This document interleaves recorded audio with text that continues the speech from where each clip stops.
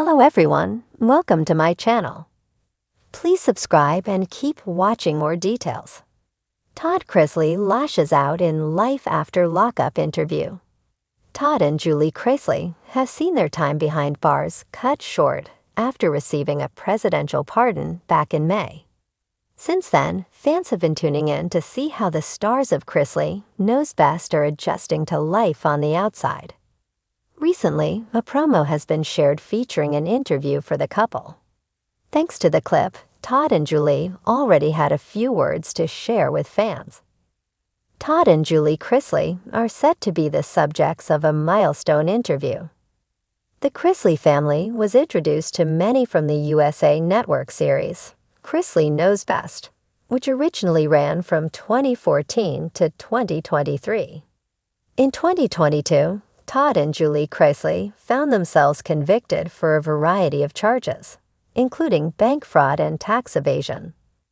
At the time, Todd and Julie were sentenced to 12 and 7 years behind bars, respectively. However, back in May, the two would receive a presidential pardon from President Donald Trump. ABC News Studios decided to have the Chrisley family be the focus of the 100th episode of MPHD Deck's Nightline. The episode, which also serves as the Season 3 finale, is entitled The Chrisleys, Life After Lockup. ABC News also recently dropped a promo for the upcoming episode on its YouTube channel, which will see an interview with Todd and Julie. In the video, Todd opens things up by sharing, "I don't have an apology to give you or anyone else over the money that I've made." The Chrisley Knows Best couple were asked how prison changed them, among other questions. Todd continued, "You don't realize how much your freedom means to you until you don't have it." A voiceover then touched on the work the couple's daughter Savannah took on to see her parents receive a presidential pardon, a goal that proved to be a success. During the main interview, Savannah could be seen sitting with her parents.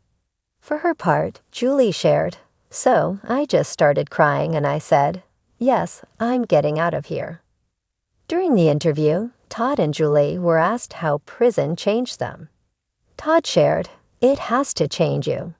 If it didn't change you, then you're not human."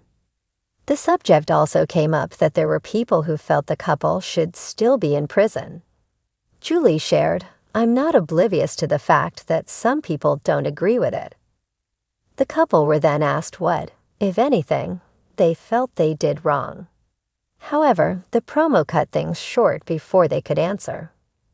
The Chrisleys, Life After Lockup should be available for streaming on June 29, 2025, on Hulu and Disney+. Todd Chrisley never liked being told what to do, and certainly not by a camera crew, a prison warden, or, God forbid, a television producer.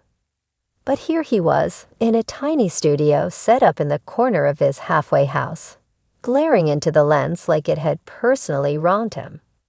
The segment was for Life After Lockup, the spin-off series chronicling the journeys of high-profile ex-inmates trying to rebuild their lives. But Todd wasn't about to play along with the polished redemption arc the producers wanted. He had something else in mind. "I've got some things to say," he began, his southern drawl sharper than ever. "And I don't care if it ruffles a few feathers or tears off a whole chicken wing." Julie Chrisley, his wife and co-defendant, wasn't present for the interview. She was in a separate facility, working on her own release plan. Todd's face hardened when asked about her. "Julie is a queen," he declared, eyes flashing. "And y'all sat there with your little headlines and blog posts, acting like you knew what went down. You didn't. You still don't. You think prison changes people. It doesn't change the truth." The interviewer tried to gently steer him toward the narrative arc they had outlined in pre-production, a humble Todd, broken down by incarceration, who'd learned gratitude and was now reformed. But Todd leaned forward, elbows on the table, voice steady but steely. "Let me tell you what prison taught me," he said. "It taught me that there are two types of people in this world, those who'll stand beside you when everything falls apart, and those who'll sell your soul to TMZ for a gift card and a pat on the back. People I called friends, they vanished like tax season money, Todd continued. The minute those bars closed behind me, so did their loyalty. But guess what? I didn't need 'em. Because I had my faith, my kids, and the truth. And when you've got truth, baby, you've got power. His face darkened. I was treated like an animal. They put me in a facility that wasn't fit for cockroaches, let alone human beings. Mold on the ceilings, rotting food, guards who treat you like you're subhuman. And I documented everything. Don't think I didn't. My lawyer has a file thicker than a Thanksgiving Bible. When asked if he had regrets about how his case was handled, Todd scoffed. I regret trusting the system. I regret believing justice was blind, when in fact she's got a calculator in one hand and a camera in the other. They wanted a public execution. They wanted to make an example out of the TV dad with too much hairspray and too many Gucci shoes. Well, mission accomplished. But he didn't stop there. Todd then turned his attention to a certain network, one that had aired Chrisley Knows Best for 9 seasons, and had quietly distanced itself as the legal trouble snowballed. They dropped us like we were a bad investment.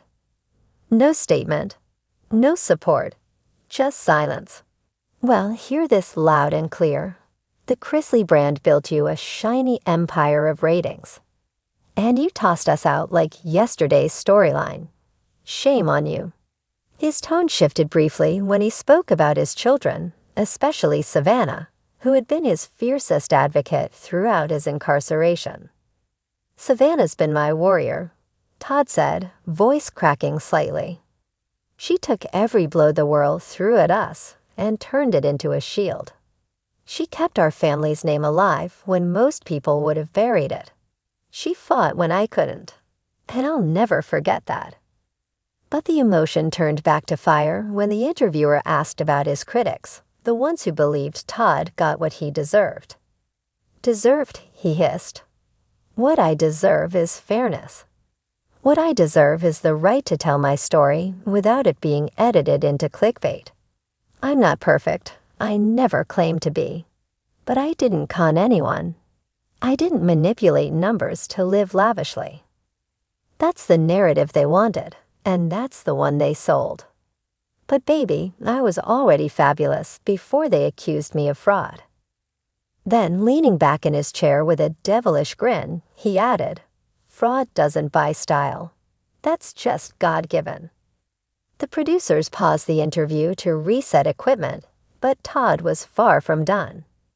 During the break, he continued ranting to anyone who would listen about injustice, about redemption, about the hypocrisy of the media. You think being locked up broke me, he said to the sound tech fiddling with a mic. Being locked up refined me. Like a diamond, under pressure. And now that I'm out, the world better watch out, because I'm coming back. And I've got receipts. When the cameras rolled again, Todd was asked what the future held.